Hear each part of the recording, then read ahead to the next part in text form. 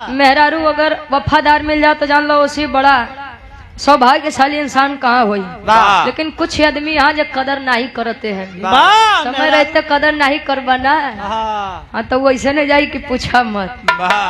कहो गुरु जी बिरहा में कवि जी बड़ी सुंदर गजल के भाव लिखत हैं। कोनो लड़का कोनो लड़की से कहे का कहे,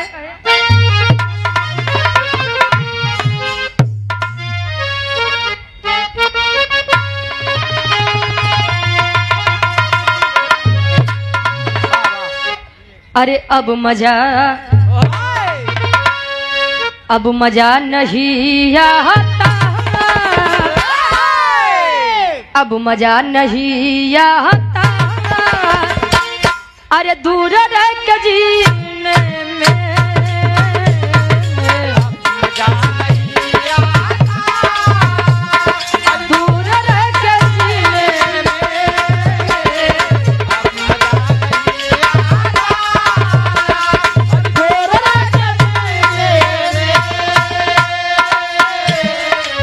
अब मजा नहीं आता,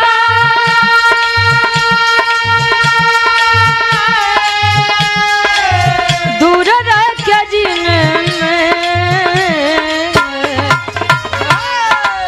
या नबी बुला लेना, अरे हमको भी मदीने में, या नबी बुला लेना, अरे हमको भी मदीने में, या नबी बुला लेना। कहे अब मजा नहीं आता दूर रह के जीने में, या नबी बुला लेना हमको भी मदीने में। आजकल प्रेमी प्रेमिका आपस में बतियाते हैं तो जान ले अब रात दिन तो दिन बीत जात बा, लेकिन रतिया तो बड़ी पहाड़ हो चली जात बा।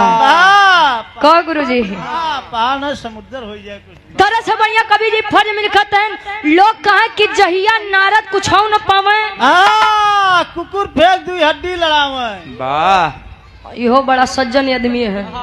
कहूँ कुकुर फेंक के हड्डी लड़त है, जहिया नारद कुछ न पावे हड्डी फेंक दो कुकुर लड़ावे।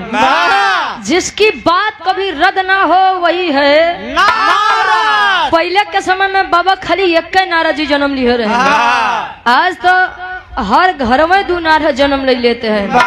इनकर बात उनकर तक, उनकर बात इनकर तक, इनके मेहरारू के खबर इनके मेहरारू तक, इनके माई खबर इनके बाबू तक। बारे डब्लू गुरु जी तरह से बढ़िया कभी जी फर्ज में लिखा नारद जी बीड़ा तेरा माई गिरजा जी लगे कैलाश पर्वत पे पहुंचता है ना, जब पहुंचे तो एक बात कहे का कहे,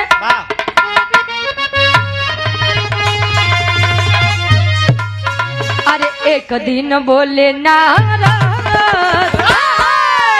एक दिन बोले नारद, अरे भोजन खुद बनावो, एक दिन बोले नारद, अरे भोजन खुद बनावो, एक दिन बोले नारद, अरे भोजन खुद बनावो, एक दिन बोले नारद,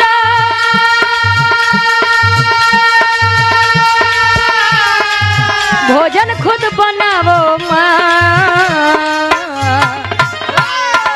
ऋषि मुनि तपस्वी को, ऋषि मुनि तपस्वी को, अरे हाथों से खिला